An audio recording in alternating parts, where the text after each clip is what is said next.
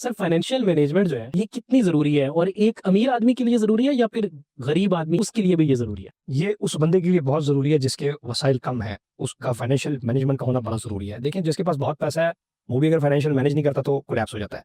लेकिन जिसके पास कम पैसा है उसके लिए तो बहुत इंपॉर्टेंट इसलिए है कि वो आगे ही तब जाएगा जब वो फाइनेंशियल अपने आप को मैनेज करेगा। चाहे वो औरत है, चाहे वो मर्द है। घर के अंदर एक बीवी अगर फाइनेंशियल मैनेजमेंट नहीं करती, वो सेव नहीं कर सकती शौहर के लिए पैसा। तो दुनिया के अंदर जितने भी अरबपति हैं, करोड़पति हैं, वो अपने फाइनेंशियल को मैनेज करते हैं और वो मैनेजमेंट हम छोटे लेवल के ऊपर अपने घरों में आम रजिस्टर के ऊपर कर सकते हैं कि महीने का मैंने कितना लगाना है, कौन से मेरे फिक्स एक्सपेंसेस है, कौन से मेरे अवॉइडेबल एक्सपेंसेस है, कौन से अनअवॉइडेबल है, कौन से है कि मैं कितनी सेविंग करूँ, देन अपने जाके फ्यूचर में मेरी नीड्स हैं वो मैं पूरी करूँ। सर 3 चीज़ें हैं, एक तो आपकी हो गई विशेज़, एक आपकी हो गई ज़रूरियात और एक आपकी अय्याशी कह लें। ठीक है। तो अब आपने कमाना है, एक स्पेसिफिक अमाउंट है। देखिए आप अर्निंग और कर रहे हैं, मैं और कर रहा हूँ, कोई थर्ड बंदा और कर रहा है। हर एक का अपना फाइनेंशियल मॉडल हो सकता है, लेकिन क्या कोई इसके लिए प्रिंसिपल, कोई रूल, कोई इस तरह की एक जेन्युइन चीज़ है जिसको फॉलो किया जाए? अपने फाइनेंस को मैनेज करने के लिए एक जो सबसे इंपॉर्टेंट मॉडल है वो है 50, 30 और 20 का कि आप 50% पैसा अपने अखराजात में लगाएं जो आपके रियल एक्सपेंसेस है जिससे आपकी जान नहीं छूट सकती। और फिर भी अगर आपकी बहुत मजबूरी है तो आप 30% अपने लग्जरी पे लगाएं, ख्वाहिशात पे लगाएं। कपड़ा जो है ये एक जरूरत है, लेकिन इससे अगर मैं महंगा पहनूंगा तो मेरी ख्वाहिश हो जाएगी। 20% को हर हाल में सेव करें। देखिए एक बंदे की तनख्वाह 50,000 का, उसमें रखा है वो 3 लाख रुपए का,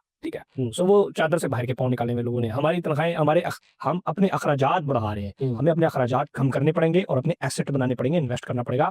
आज से 20 साल पहले भी जिसके बाप ने ख्वाहिशात पे कम तवज्जो दी और सेविंग करके इन्वेस्टमेंट पे तवज्जो दी, उनकी औलादें आज सुखी हैं। लेकिन जिन्होंने उस टाइम भी ख्वाहिशात पे ज्यादा तवज्जो दी, इन्वेस्टमेंट नहीं की, अपने पैसों को बचाया नहीं, आज उनकी लाइफ मुश्किल है। उनके पास रोटी और कपड़ा तो हर बंदा पहन लेता है, मकान उनके पास नहीं, उनके पास एसेट्स नहीं है, उनके पास पैसा अब नहीं आ रहा है, उनके वालिदैन ने वो सेव नहीं किया हुआ।